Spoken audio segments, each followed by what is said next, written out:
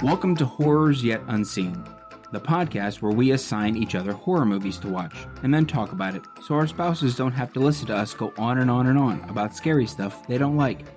I'm Zach. And I'm Steve. Let's talk about some scary movies. By the way, there will absolutely be spoilers in this show. You have been warned.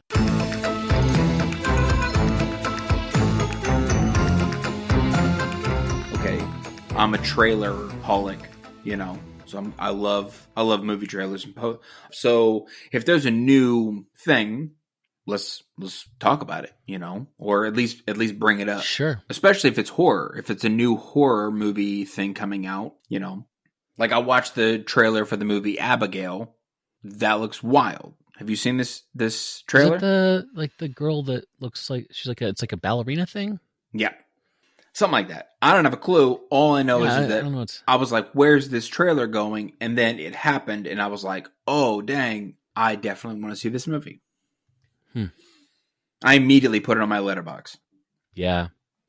Yeah, I actually just this morning I saw a trailer for a movie called Parallel, and it looks fantastic. It's a it's a rare movie in the horror world because it looks like a completely black cast, which, yeah, I don't know. It's like I'm really glad to see more variety and diversity in horror stuff. Like Jordan Peele, I think, has been a big influence in that. Right. And I've been watching a lot of black-centric horror movies lately. Like I saw on Shudder, I saw The Angry Black Girl and Her Monster, which is a kind of a retelling of a Frankenstein thing. And of course, the comedy one, The Blackening. The Blackening, yes, that was fantastic. Anyway, this one looks like this Parallel movie looks like it's like a parallel worlds type of thing, and it's like this mom trying to find her son, and she's like in this forest, and she's coming into parallel worlds, and it looks really interesting. So I'm excited about that one. Awesome. I'll have to check that out. Yeah, and yeah. So which the last time was our inaugural episode, which I'm sure by now has just shot through the roof and off the charts. Through the roof. Oh my gosh. But we the premise of the show, for those who are new here, which is probably everybody. Yeah. Can you describe the premise of the show for us? So the show, based on what you have told me, is what I've told you. I know. It was just a side joke, and then you didn't laugh, and it made me feel awkward. So I pretended as if I were not an integral part of this show or the other half of the show. So each week, Steve and I will assign a horror movie that we have seen, but the other person hasn't. And so then we watch it during the week and then make some notes and then come back and talk about it and then start the cycle all over again. So this week, what I assigned you, Don't Breathe, and you assigned me the Dr. Sleep movie. Indeed. Okay, so what we're going to do is I'll give kind of a quick, I don't know if a quick, I'll give a synopsis of the movie, kind of like what happened. And obviously, massive spoilers all along. This is not a non-spoiler review thing. If you haven't seen these movies, go see them, because from here on out, we don't care if you, get spoiled. 100%. I am personally a massive spoiler averse person. I don't know about you, but I sometimes I don't even want to watch trailers, but I just like trailers way too much. Yes. I just hate the trailers that are like, oh, I just watched the movie. Yep. Yeah. But and there are some good ones out there, but where's I going with that? So yeah, spoilers. So I'll kind of give a talk. I'll talk through the movie enough for people who haven't seen the movie if they want to just listen to it, listen to what's going on, and then kind of you and I can chat about it for a bit, and then we'll swap to your movie. Great. So Don't Breathe is a movie from 2016, directed by Fede Alvarez. Is that how you say that? He's from Uruguay. So it's about. So I'll start at the beginning. So the premise is that these three young people that like their names are Alex, Money. This guy goes by the name Money. Oh yeah, and which anyway, Money and this girl name is Roxy. Her name is Roxanne, but she goes by Rocky. Not Roxy, Rocky. And they are a group of friends who break into places, steal stuff, and then sell the stuff on the black market for cash. So they get a lead on this house that had this guy's got a lot of money he got from a settlement from his daughter being killed by another driver. And so they scope out the house and they realize this dude's blind and he's an army vet. His wife, his daughter's recently dead. So that's the kind of guy we should rob. Mm-hmm. So like, these are not good people. So they get into the house, they drug the guy's dog, and they thought that they knocked him out, and then they see a door they can't get into, and they can't find the money. So they think the money's behind the door. They shoot the lock off the door, wakes the guy up. He comes in, clearly blind, his like eyes are all white and everything. Like he ends up taking the gun from the guy, killing Money, shooting Money in the head. And then the other two, like I can't imagine, the other two are standing there watching this happen, and they can't make a noise because dude's got a gun, and they are if they breathe, oh, that's where the title comes from. Don't breathe, because if you breathe, he will hear you and he will come for you. Yeah. And so the rest of the movie, they're like, a lot of it's like trying to run around the house and avoid the guy, avoid his big dog, all this stuff. And they finally start getting, and they do get the money. They see the guy like put his coat in or whatever, and they get the money. It's like $1 million or something. They're all excited. Of course, except for their friend's dead. So they try to get out of the house, and they go through the basement, and the whole time up to this point, I'm rooting for the blind guy to stop them, right? Because of course, he's just a dude who has some money, and he's got a sad life because he lives in the crappiest part of Detroit. It's like, I swear it's the same street that happens, like the Barbarian happens on. Have you seen the Barbarian yet? I've never seen Barbarian, no. Okay, so it takes place in like a rundown, horrible part of Detroit. And so I'm rooting for this guy the whole time until the folks get to the basement. And then out of the blue, there's this woman who's all strapped up and like roped to the ceiling with like this harness on her. And she's like begging them for help. And he's obviously keeping someone as a prisoner in the basement. And so they release her, and they starting to run up the back door of the basement. Dude shows up from the outside, flings the door open, starts shooting randomly, kills the girl who was in the basement, imprisoned, then starts like weeping over her death.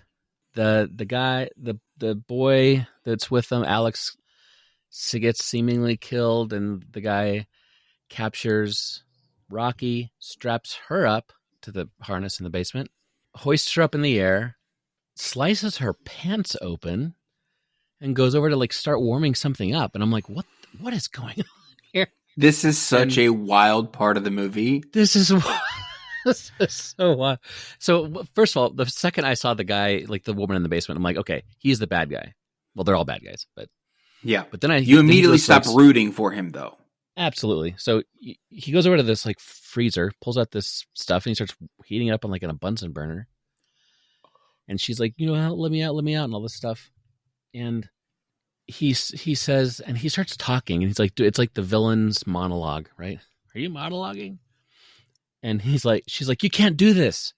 And he's like, there's nothing that a man cannot do once he accepts that there is no God. I'm like, ooh. Yeah. And his voice is really creepy. And he explains that what he did, he captured the woman who killed his daughter because, quote, she took my child away from me. I thought that it's only fair that she give me a new one. She was pregnant with my baby. You killed them both. They'd be alive if you hadn't broken into my home. You have to be held accountable. Ugh. So this thing he's heating up is his sperm. Oh, dude. And he gets this giant freaking like turkey baster. And he walks over to her with it. And it's like dripping. Oh, it's so gross. And he's like starting to like impregnate. He's like, I'm not a rapist. Yeah. Yeah, this is completely a normal thing. Yes. It's like, yeah, exactly. He's like, yes, you are. It's, I never forced myself on her. Crazy man. Anyway, as this is about to happen, she's flipping out, of course. She should be. But we've seen in the other room that Alex did wake up. He's not dead like we thought. He comes down and bashes like Daredevil Senior in the head and knocks him down, and they beat on him, and she gets off, and they chain him, they handcuff him to the rope and yada yada, and she takes the sperm baster and shoves it into the back of it. Oh, dude. Just when you think that you're like, because you turn so many corners in that third act. Oh, you man. turn so many, because you're like, oh, this guy is a good guy, right? Like he's completely shredded. He's just blind, and you're like, oh, they're gonna get away. They're not gonna get away. He has them at literally every single turn, and then Alex is presumably dead. You think that he's stabbed. He's gone because the shears, like garden shears, he got stabbed. Okay, fine. The guy got stabbed, and then the next scene, just the next scene, you go, oh, this guy's not, the army vet is not the good guy. No. And then he goes, hey, I'm going to warm up my own sperm. And you're like, what? That's crazy. And then he hoists her up, and you're like, no, they're not going to show this. That's going to be crazy. Right. It's too much. It's too much. Too much. Nope, not too much. And then Alex comes back and gets him. And you're like, oh, everything's fine. No, it's not. It's too many. It's too much all at once, especially when she grabs the thing and shoves it in his mouth, and he's like throwing his own stuff up. And I'm like, oh, push the pause button, dude. Let's fast forward. Oh my gosh. But yeah, I could not. When she shoved that into his throat, I was like, and she goes, how's that taste? Yeah. No, it tastes what? Like, oh gosh. So. Anyway, so I did not expect any of that. Nope. To happen. So she, they tie him in the harness, and Alex is like, she's like, you're going to go to jail. And Alex is like, that's not happening, because look what we've done to this place. And, if we call the cops, we're in trouble. And so he basically gives her the option to kill the guy or not. She's like, I'll leave it to you. Or he says. They decide not to kill him. I mean, I get it. They're not murderers. But here's the thing. You're in that situation, Zach, always kill the guy. Always. It's one of the rules in Zombieland. Double tap. Right? Double tap. Yep. Always go back. Mm-hmm. Anyway, so they go upstairs to leave, and then finally they open the front door, and they're free.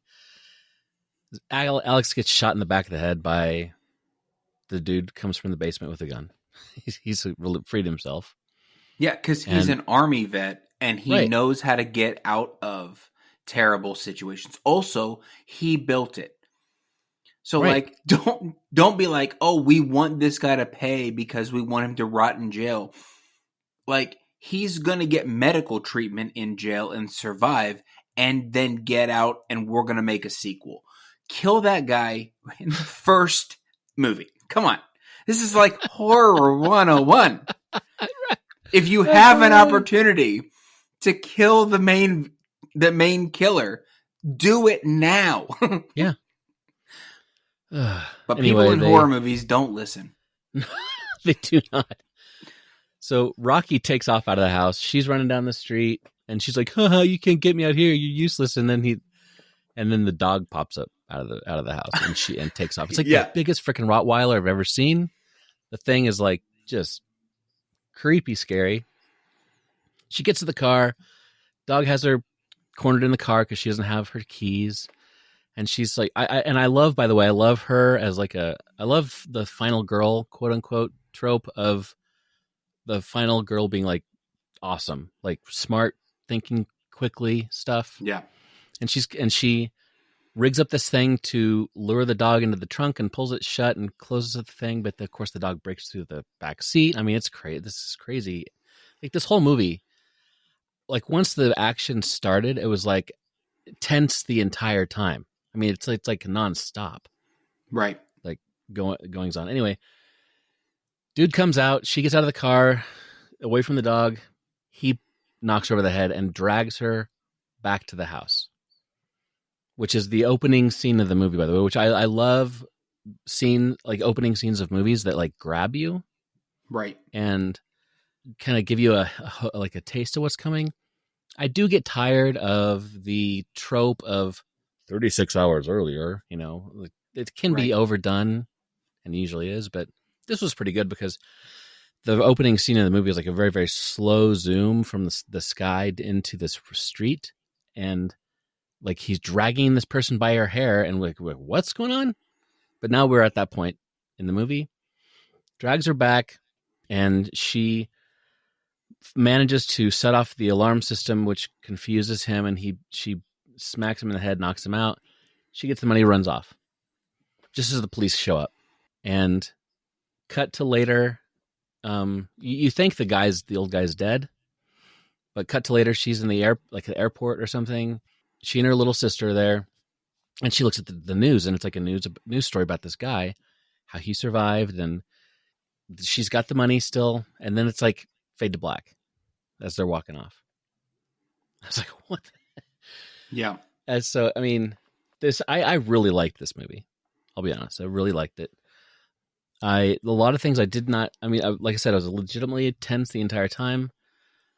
It did have a lot of some of my pet peeves, like specifically the brutal hand-to-hand combat with like crowbars and hammers, and the people get up and keep going. I mean, yeah, I have been hit in the head with like big heavy tools or whatever. Just like, have you ever been hit in the head with anything hard? When I was in Scouts, I got hit in the head with a tree, like a not full, obviously, like a gigantic tree. So let me be more. Oak. Let me be. Yeah, this gigantic oak smacked me in the head, and I was fine. I'm still here. No, this I don't know. It's probably the size of a grapefruit, but the tree was dying, and so it was basically almost hollow. And we were at some ledges or whatever, and the guy in front of me jumped across, grabbed the tree for support, and when he hoisted himself up, the tree snapped off, and I was the next guy in line. And luckily, my dad was behind me, because when I got hit, I kind of blacked out for a second, and he just grabbed my backpack and kind of pulled me back. Mm-hmm. But wow, yeah, so that's the only time. But I mean, that was a full freaking tree to my head. Yeah. And I'm not being like, oh, I can still fight or still hike this thing. I got to sit down for the next day and a half. Yeah. Or like in the like action movies, dude gets his arm, like it's popped out of socket, and he like goes, rank, right. And just keeps going. There was a moment in this movie that I think it was Alex who at one point he's at that wall of tools, and I think he grabbed a hammer off of the wall, like this mallet hammer. Yeah, it's huge. And he smacks the blind guy. I don't even know if the blind guy even has a name. On IMDb, he's literally just the blind guy. So I don't know if the blind guy has a name, but he hits the blind guy in the forearm, cracks the dude with like a ball peen, or not a ball peen, like a mallet. Yeah, it's in like the arm. And I'm like, or something. a normal person's arm would have snapped completely. But this guy's like, nope, I'm still going to use my arm to choke you. And that's crazy. So I'm like, how are you made of like vibranium? Are you what are you made of? Wolverine? I don't know.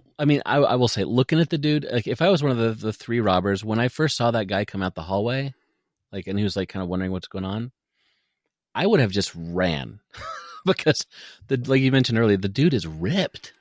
Right. I mean, he may have white hair and look old, but he's like, not a dude you want to mess with. And he didn't have a weapon at the time, so you could have run out the door, out the window, something. Right. I mean, this is going to be a constant thing, but be smarter, horror movie people. You know. Anyway, like he gets hit in the head with that hammer again, and it's like you get hit in the head with something heavy and hard, like and metal, especially. You're gonna black out. You're gonna fall down. You're gonna be knocked out and have such a bad headache for a day that you're not. But of course, what kind of fun is that for a horror movie? Of course, yeah. So anyway, that was about the only thing that really bothered me about it. I thought it was pretty good though. Otherwise, yeah. So I mean, thanks for recommending that one. I really was surprised by it. Yeah. And the line I did want to mention specifically that I did not expect him to get all philosophical with I read that line. It said, "Oh yeah," when she says you can't do this, and he says, "There's nothing a man cannot do once he accepts that there is no God." And I'm like, I've actually been thinking about that for a couple of days now. Yeah, what does that mean? And is that accurate? And I didn't think that it was going to get. I mean, you don't really expect that of. I don't think this movie is filled with things, that especially that scene, that you don't expect to happen. And obviously one of them is the fact that we're getting philosophical. But the guy's daughter is dead. Right. And so I think that trauma, looking at it from a different angle, that trauma completely shakes you. I've never experienced that kind of trauma, but yeah. I have seen. I've been around enough people, and this is kind of a trope in horror movies where a person has a very traumatic event and then completely snaps and is a completely different person and does things that are, varying degrees of irrational. And so this guy's daughter died. And so he is thinking a very irrational thought. Mm-hmm. The person who killed my daughter has to pay. Fine. Right. So we lock her up. But then it goes even one step further. And I'm going to impregnate this girl because she took my child, so I at least deserve another child. That's wild stuff. Right. But I think you reach a point where your daughter dies, your child dies, and you now go, okay, well, this is the problem with pain. This is why do bad things happen to good people? This is the millennia-year-old question that literally every human being has ever asked. If there is a God, then why does he let bad things happen to good people? And, and he even makes that exact point. I think he's like, God is a joke because if there was a God, can you imagine him allowing this to happen? Right. And he just kind of like, not really, but kind of broadly gesturing to everything going on in the movie, and, right. Almost justifying his own actions. Like, do you think God would allow me to do this particular thing? And then he also, if he thinks that he is a God or he is God, or that because there is no God, there are no consequences, then obviously you're going to have actions like, quote unquote, non-raping insemination to get your child back. Like, so obviously you're going to go completely depraved at that point. And, it makes for a wild movie, and that's where you hope that level of irrationality stops. But Right. sometimes it has the ability to creep into actual real life. And that's where I'm like, all right, well, life shouldn't imitate art at that point. Oh, hopefully not. Yeah. But, so I've learned from this movie to not break into people's houses, especially if they are a blind vet. Of course. Who's jacked.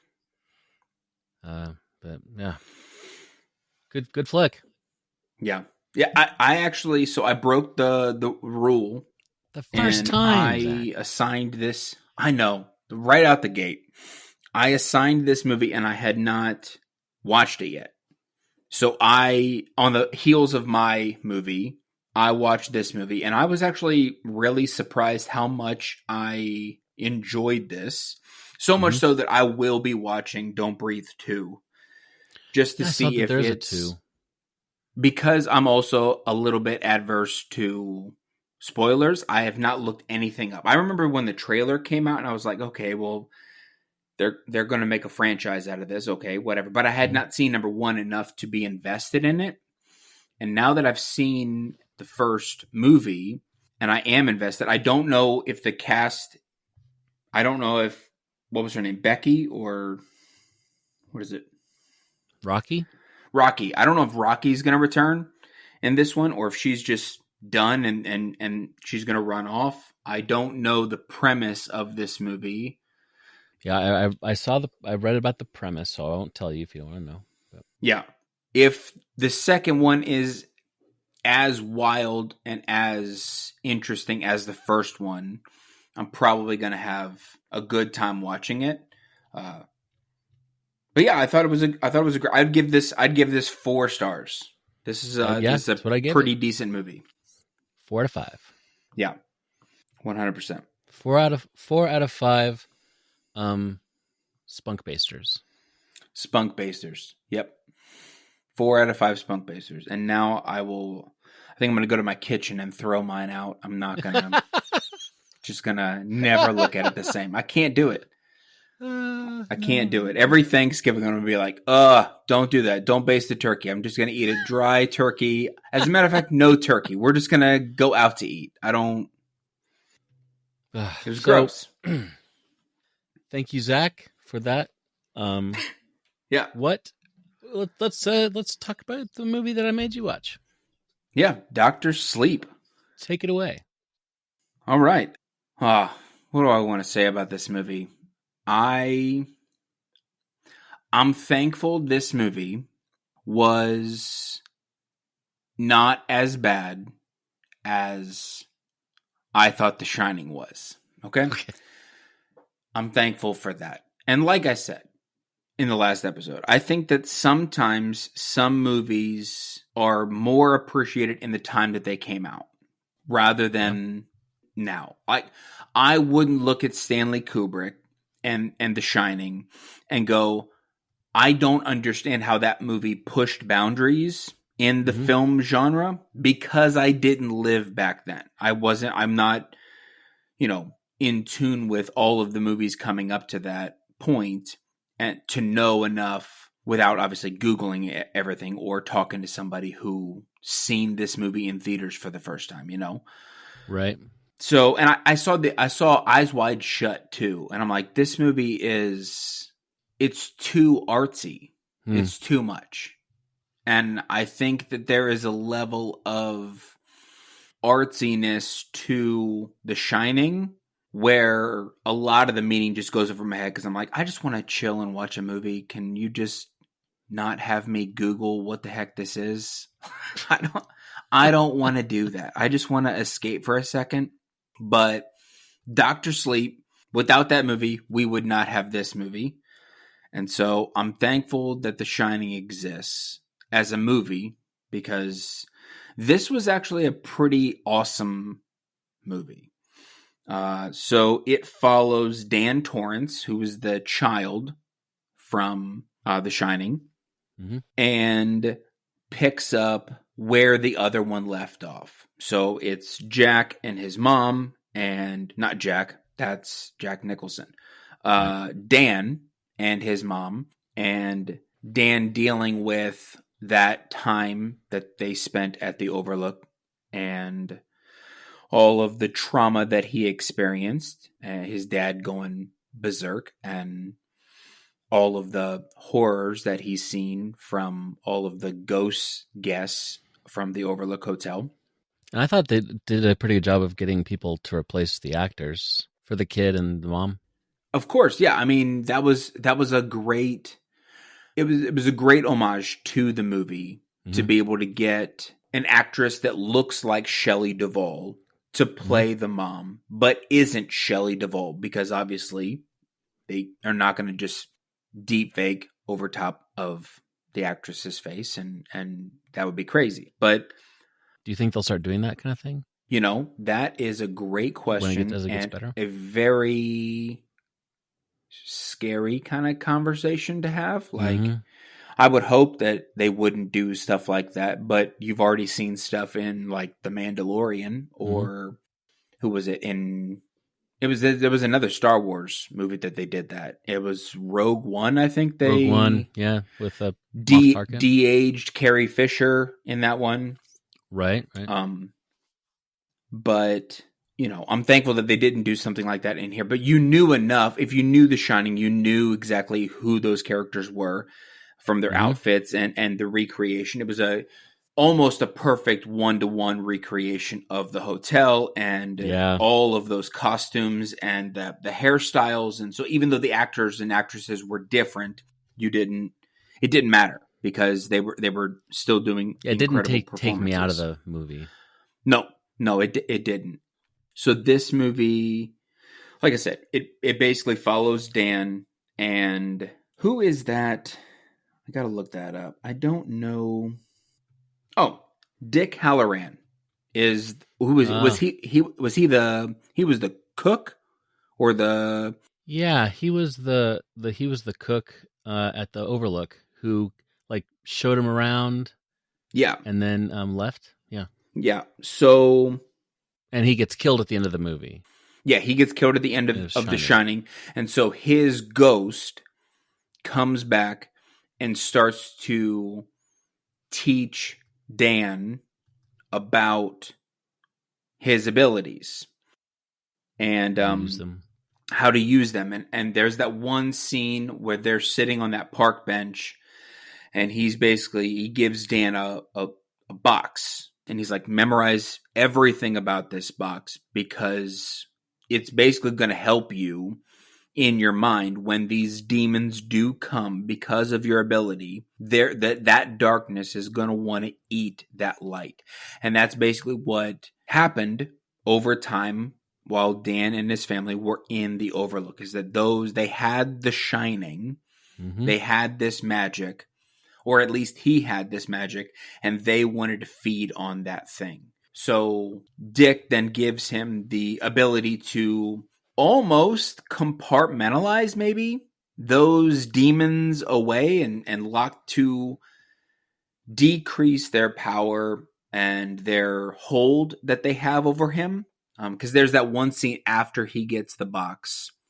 where like him and his mom are watching, I think, like Looney Tunes. They're watching Yeah. Bugs Bunny.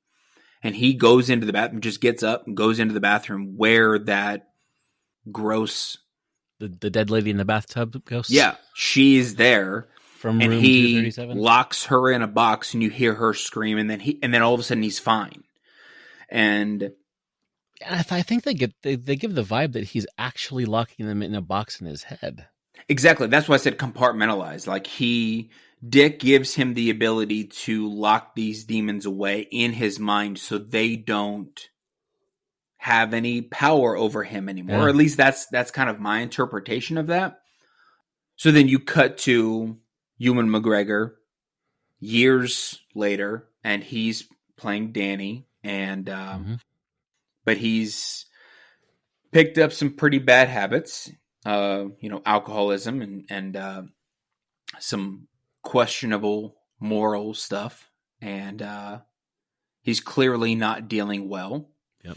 with all of the trauma and everything like that. And there was one scene that I thought captured like how deep he was in his addiction and whatnot. And Mm-hmm. that was the scene where he had that one night stand. He woke up, he Oh, got that's dressed, and he was stealing that money.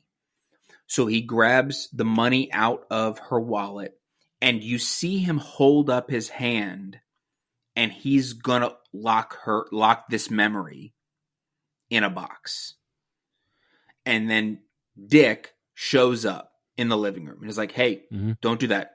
Don't lock away memories. Lock away these demons, but you Mm-hmm. got to live out these memories. You can't lock them away. And unfortunately, he does lock them away. And then later on, during his recovery, her ghost and her child's ghost come back, and she basically explains through her ghost, like, hey, you didn't take care of us. You completely forgot we existed. My child was screaming, but the neighbors are so used to my child screaming that they disregarded it. And we died. She's like, they still haven't found us, Dan. And they still haven't found exactly. They still haven't found us. And then you're fine with kind of seeing her face as like she's dead, but then the camera pans down to the baby, and it's forcing you and Dan to confront this atrocity. Yep. And so I like the fact that they put us as the audience in Dan's shoes as Dan wrestles with all of this stuff. And I think it might have been that night that Dan then goes down to the guy who's helping him out, and he's like, hey, I have a problem. Can we talk? And then he gets into recovery. And I like the way that the movie dealt with that type of trauma and that type of addiction. And we had said this in the last episode about horror not really having any boundaries. So there are, or at least not having as many boundaries as other movies. So you're able to confront very real traumatic things in horror, where you would obviously not confront those types of things in a rom-com. Or even in a drama. You probably wouldn't go that far in showing those types of emotional scars as you would in horror. So a better answer to your question from last week about why I like horror is the fact that it does make you confront all of that kind of stuff. I have to think that I texted you in the middle of me watching this and was like, dude, this movie's making me confront stuff. Like, because it forces you to confront a bunch these types of movies. And so I think you go along in Dr. Sleep and follow Danny, but you don't just follow Danny. You're now they're expanding the world, the universe of The Shining, which I really liked. I liked the fact that they would dive a little deeper in all of that kind of stuff. So now you're following these people who call themselves the True Knot, Knot, and you're also following Abra and her family. And the True Knot are they're sort of like energy vampires, sort of, that suck the shining out of people. That's a great question. That was a question that I had written down. I wanted to talk to you about that. Who, in your opinion, are these people that call themselves, like, what are they? What do you think they are? So they seem to be, they follow all the rules of a vampire. It seems like, well, a couple of rules. They seem to be one of them. You have to die first. Like they put you through this thing where you die. Like they show them like turning this young girl. Right. But they don't suck out, they don't like suck blood or anything. They have to live, they can only live on people who have the shining in them. And then they, like, as the person's dying and they're torturing the people, the shining comes out of their mouth, I guess. Yeah. As mist, and they suck it up. So I think, and they live for hundreds of years. And like I looked up a thing about like the oldest guy the grandpa or whatever. Yeah, They called Lurch him. from the Addams Family. Yeah, exactly. They said that apparently he was supposed to be like thousands of years old. Yeah, they during that time that he was actually dying, Rose said, like, you feasted on gladiators. Right. Like, so Yeah. he's been You've around. seen empires rise and fall. He might Yeah. have been maybe one of the original ones. Who was it? Grandpa Flick was his name. Right. And he might have been one of the original ones who then turned everybody else. But I think you're right. Like, they're not, when they do turn that one girl, she asks, "Am I still alive?"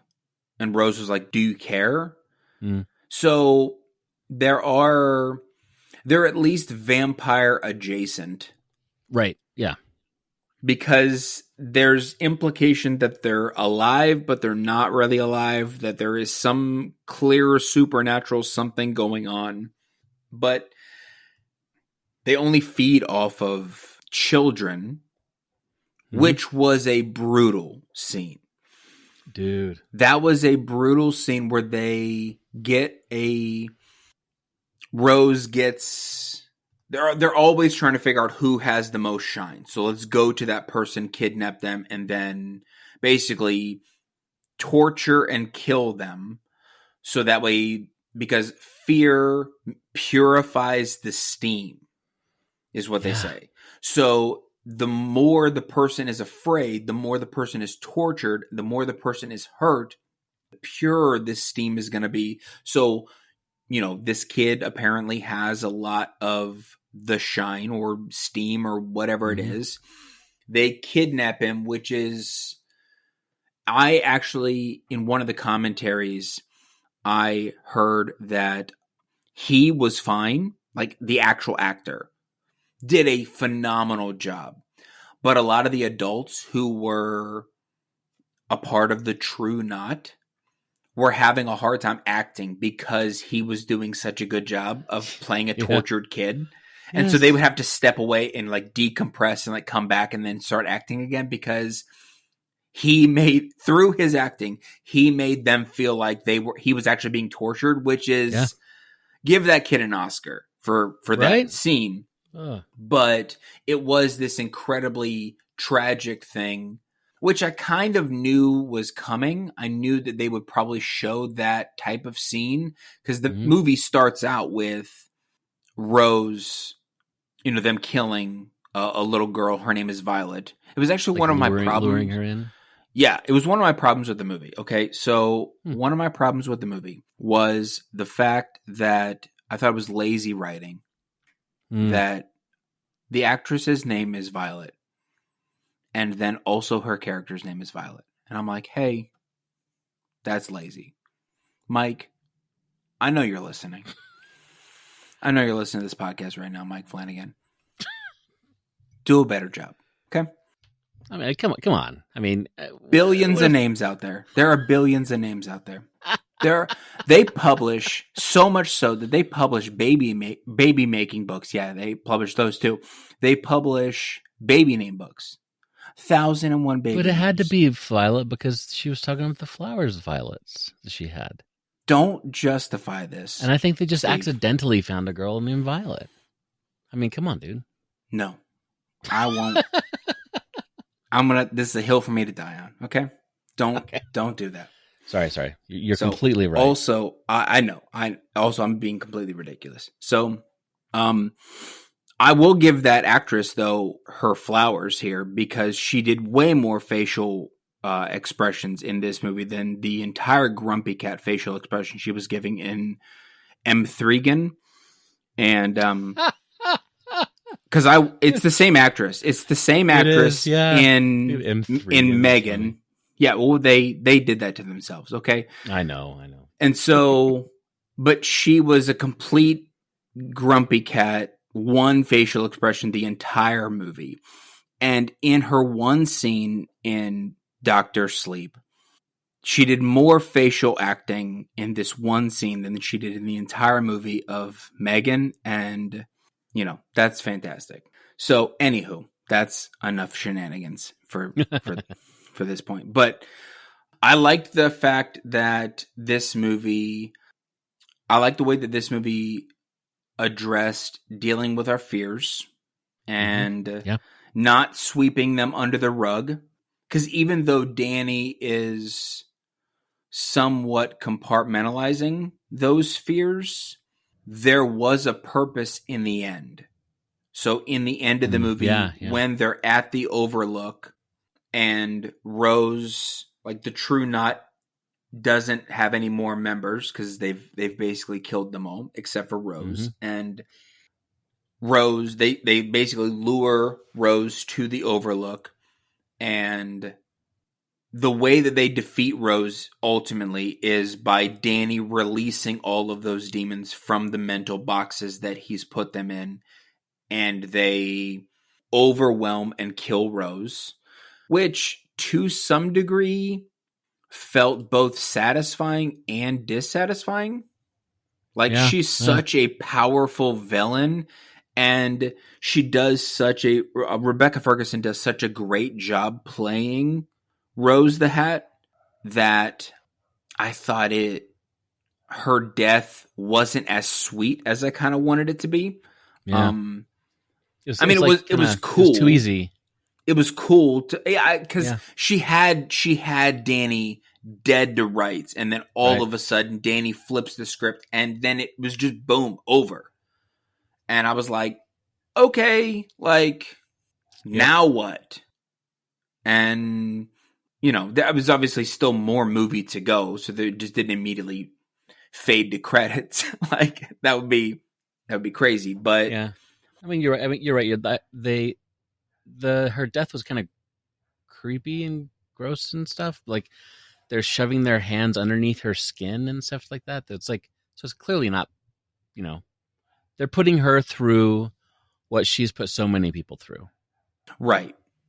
But it's still, when there's a super, super bad person, you kind of wish that they would not get off too easy. I don't know. Exactly. I see what you're saying. It seems a bit cheap to do that. Having said that, there is a point where I went, there's clearly more than one villain here. Yep. Because they're in the Overlook. So Danny has not defeated any of these demons. He's just simply starved them. So at some point, this was not a permanent solution. Trapping your demons in a box is essentially, and just compartmentalizing them, is essentially sweeping them under the rug. And at some point, you're going to have to confront them and really deal with them. So he got rid of one problem only to create another problem because they sucked up all of her steam. So he basically gave all of these demons their power back, and then dies and gives the problem to Abra. And I'm like, wait. Again, there's probably more than one way to look at that. But that's the way that that's my first impression of that was like, okay, so he goes to the boiler room, does the thing, which apparently was the original ending of the book, The Shining, but not the movie. And Mike Flanagan apparently wanted to give Stephen the ability to visualize that, to see that on screen. So they changed the ending of the Dr. Sleep book to give Stephen the ability to see the way that the Shining movie was supposed to end altogether, which I thought was a pretty cool kind of thing. Yeah, and to align with the movie, because the Shining book and Shining movie have a lot of differences. And the Dr. Sleep book follows the the Shining book. So the movie needed to follow the movie for it to be a through line. Right. And and like in the book, there's no, obviously in the book, The Shining, the hotel's destroyed at the end. Yes. So in the book, Dr. Sleep, when they go back to the Overlook area, it's like a campground. Exactly. Yeah. But it still has that power and, vibe to it. Yeah. So like I said, my initial reaction when he goes to the boiler room, dies, and I guess, kills all of those demons that were in him, all of those. But then he doesn't kill them because the last scene in the movie is when Abra, goes in the bathroom with the girl from the bathtub, and she essentially, it starts the cycle over again. That part didn't. That would be one of the questions that I would ask Mike. Like, what was your thought process in this? Because it's not entirely a satisfying ending to me. You just wasted 3 hours of my life for an ending that was basically the same as Danny Torrance the entire during. You just restarted everything. So are you saying that these demons are never gonna go away? Then what was the point of Danny dying? If Danny died to not kill these demons, then what was the point of him dying? Yeah, to save Abra from the Overlook so she can get away?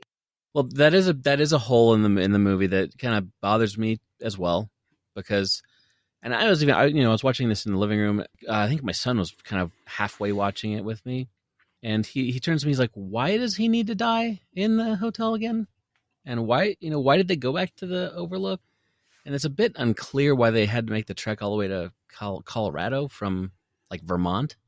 Right. Why they had to drive all the way there and then to die in the, so it was one thing. You can assume that, like you said, like if he goes there and they burns down the place, then the ghosts are gone.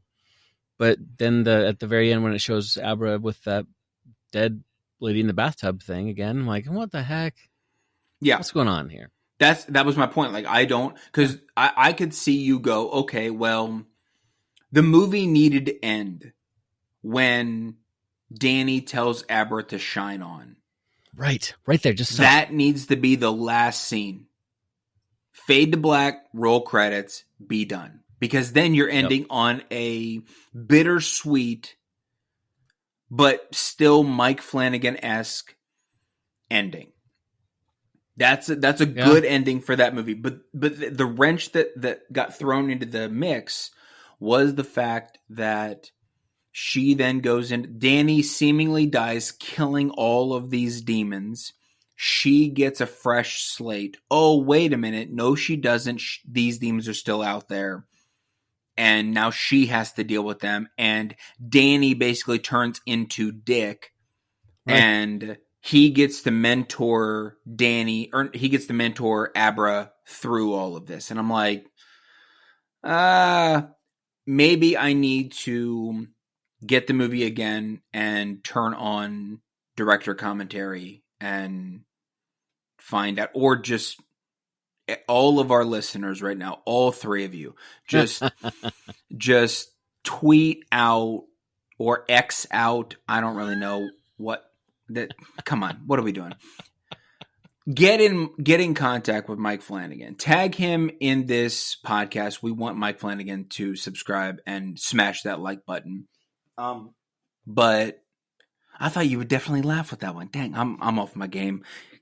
Steve, before we recorded last episode, Steve told me not to say smash the like button and smash the subscribe button. But I had to mix it in there somehow because it's ridiculous. I apologize. I was temporarily distracted trying to figure out what happened in the book. Because I've read the book. But I read the book, Dr. Sleep, like 5 years ago. Yeah. And I have slept since then. And yeah. Danny does not die in the book. Oh. So I'm not sure. I'll look into more, curious, but yeah. So all in all, I really liked this movie because of normal work stuff. It did take me all day just pausing and restarting to watch this 3-hour movie. But I watched the director's cut.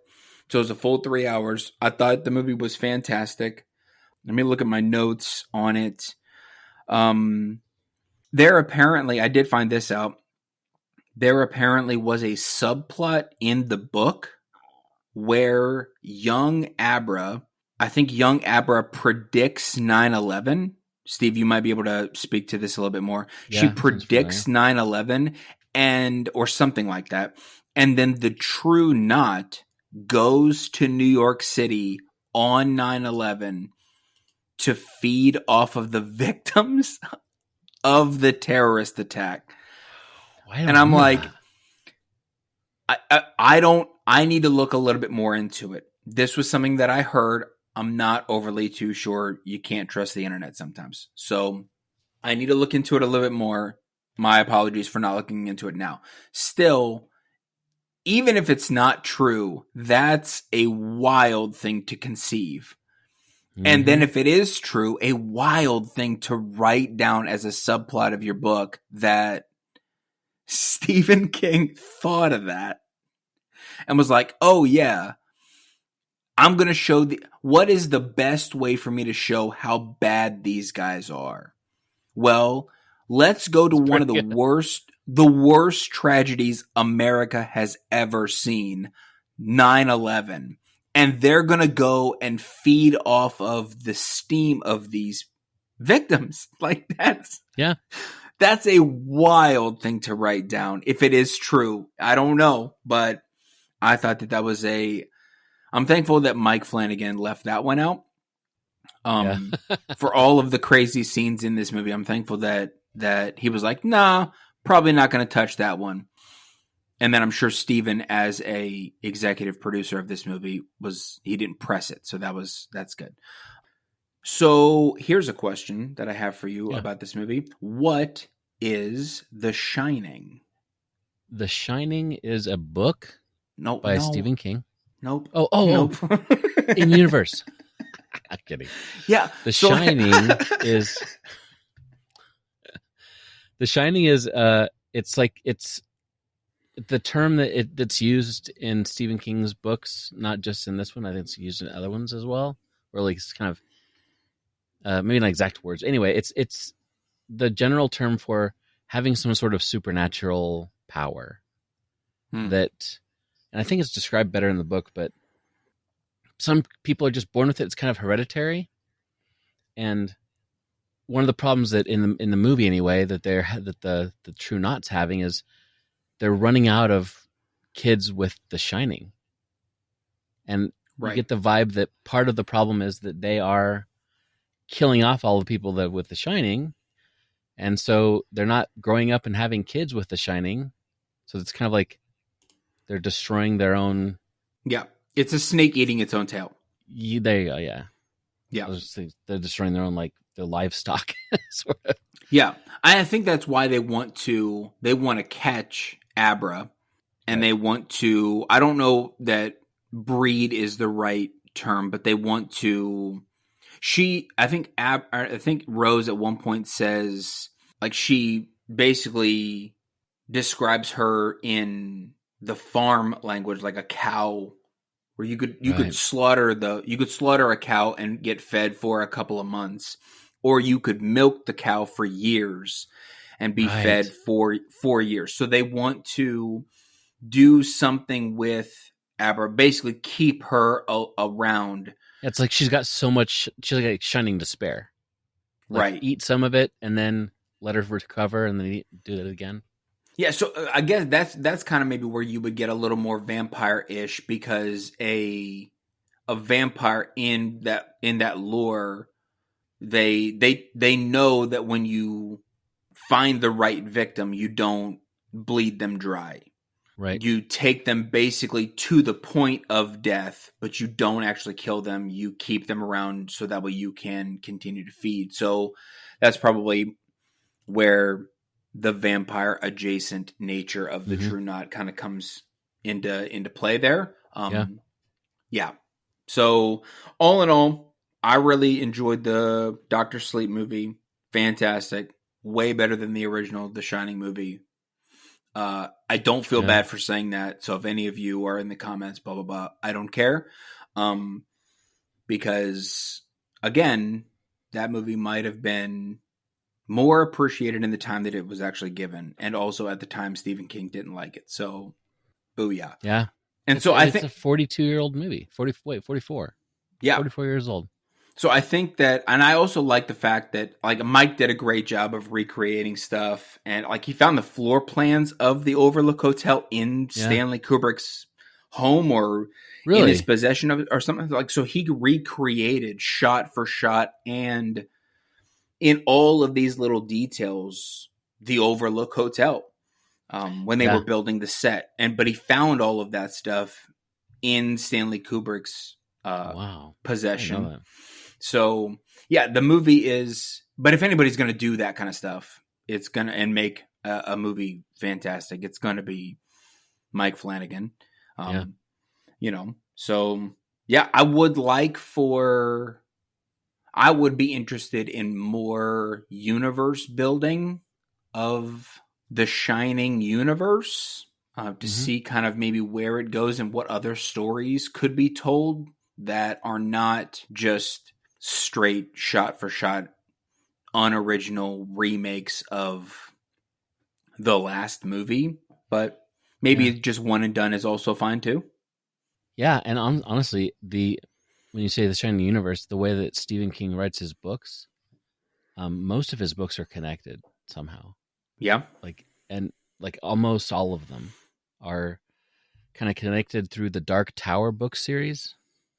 Not the movie. Don't watch the movie. It's horrible. Yes, that's what Uh, I've heard. However, though, good news. I just recently heard a podcast. Mike Flanagan, speaking of Mike Flanagan and Stephen Mm. King, Mike Flanagan has the rights to the Dark Tower book series, and he's working with Stephen King to write a television series Mm. on, I think it's television or like multiple. It's gonna be a television series with like ending in like 3 movies or something like that. Crazy, Got because it. it's a massive work, but they all tie back together, and the Shining universe is kind of like every Stephen King book. So Hmm. yeah, Interesting. it's really cool. And the number 19 shows up in this movie several times. That's like a Stephen King thing that's all throughout his books and movies. Hmm.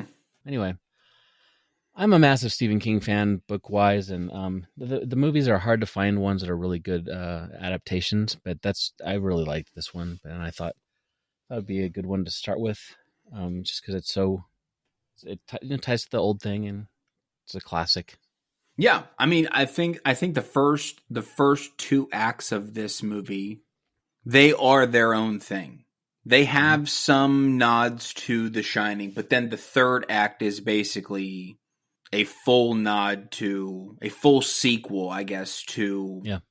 because I mean that's where they decide to go to Colorado and go to the Overlook, and Hmm. uh, and I think a couple of the shots they said were completely used from the original movie, like that shot over that like through the lake and Yeah. Oh, over that that was from the island. original.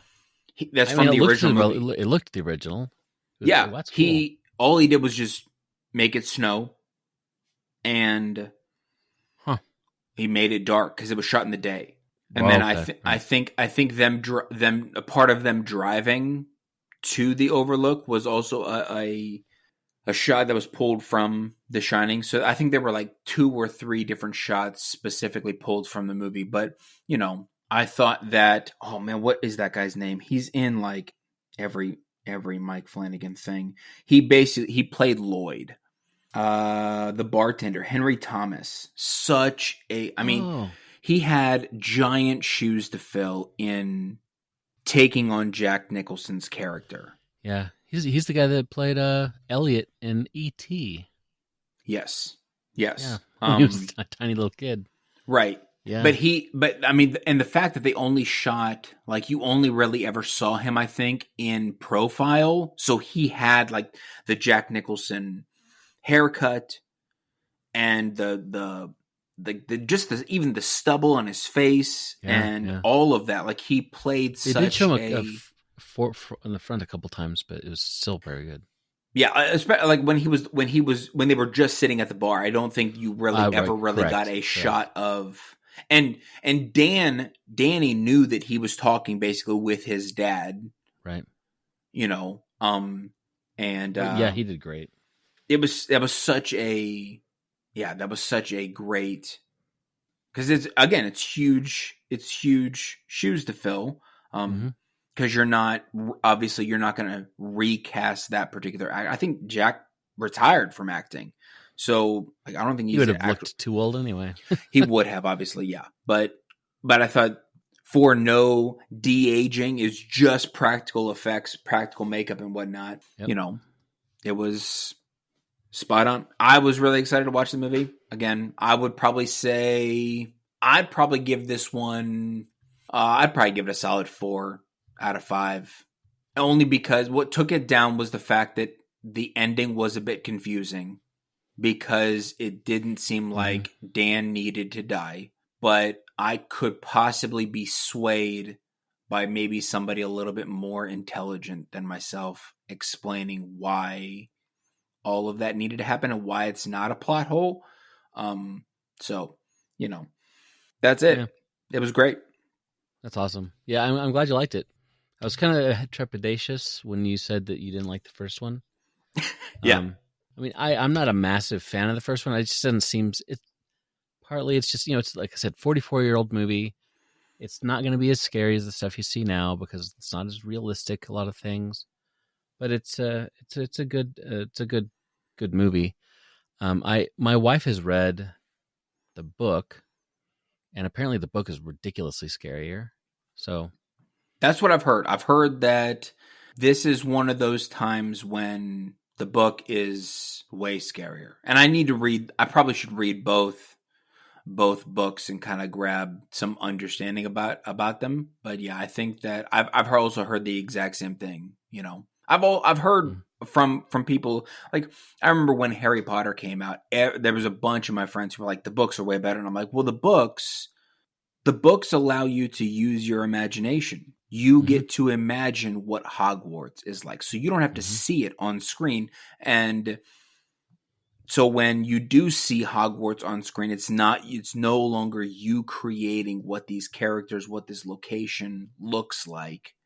It's somebody else telling you what it looks like.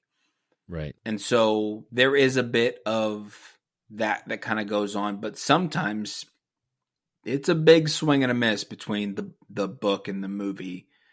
And this may be one of those things, especially since, again, at the very beginning, when the movie came out, when The Shining first came out, Stephen is on record being like, nope. Yeah. No good. But I mean, it sounds like you saw the same interview that I saw with Mike Flanagan and Stephen King together, and Stephen King's like, "This is great. I love the new. It's fantastic." Yeah, and I don't know Stephen's involvement in, like, I don't know if Stephen and Stanley had a conversation. I highly doubt that happened because obviously, I doubt it. Well, Stanley was revered at the time as this massive director. I mean, again, the government is after him to direct the moon landing. So at the end of the day, he's a busy man. And so I'm going to bring it up because it's hilarious. And so I think there's maybe a level of you can do no wrong kind of stuff. Again, I don't have any frame of reference for that, so maybe I should just not talk about it. But Mike directly involved Stephen in the process, and maybe there's even a little bit of Stephen kind of softening up just via age and being receptive to somebody wanting to tell a story that's shot well, Anyway, also cool. Stephen King stayed in my hometown one time. That's not a joke. He stayed in a hotel in my hometown. Yeah. Really? Yeah. At the one of the hotels here, they have his picture up on the wall. It's pretty awesome. So just lightly bragging about that. But not to triangulate where I am. I live about 35 miles away from Estes Park, Colorado, where the Stanley Hotel is. And the Stanley Hotel is where Stephen King stayed when he came up with the idea for The Shining. Because it's an old hotel up in the mountains, and it's really creepy. I mean, there's lots of stories about ghosts in that hotel that people talk about. Well, let's shoot a podcast there that one time. Let's do that. We'll shoot a podcast there one time. Sure, yeah. And invite any ghosts. We'll take our Ouija board. Let's go. Done. Yeah. What's the worst that could happen? Well, let's move on to as a closing out thing, the picking the ones for next time. Right. You want to go first since I did the movie first? Yeah. All right, Steve. I'm gonna have you watch the 2017 classic. Okay. Happy Death Day. Oh, nice. Happy I've been wanting Death to Day. watch this one. Yes. And I also love the fact that I put classic at the end of a very recent movie. Like, because it's ridiculous. Comment on that. Yep. It's ridiculous. Because it's obviously not a classic yet, but I don't know how much time needs to pass in order for something to become a classic. So I'm just going to interject the word classic in front of every movie. Well, I would like you to watch the 2019 classic. Yeah. Color Out of Space. Color Out of Space. Mm-hmm. Now, is this a movie that is enjoyed under the influence, let's say? If one was under the influence, just watching the movie, you feel like you're under the influence. I'll put it that way. So, being under the influence, then, would it change me forever? Yes. Okay. Maybe in a good way. So I will. Okay, I'm going to steer clear. It sounds like a movie that's It's an LSD trip. It's a bit of an LSD trip. The story is written by H.P. Lovecraft, but it's very recent. It's fun to see Nicolas Cage go completely mad. Put it that way. There's lots of pink and magenta in this movie, and swirly lights. So it's actually maybe more of a mushroom movie. I don't know how to get mushrooms. So yeah, here in Colorado they're legal, but I still don't know how to get them. Yeah, well, here in my state they're not because people have giant sticks up their butt. It's the best place to grow mushrooms, by the way. Anyway.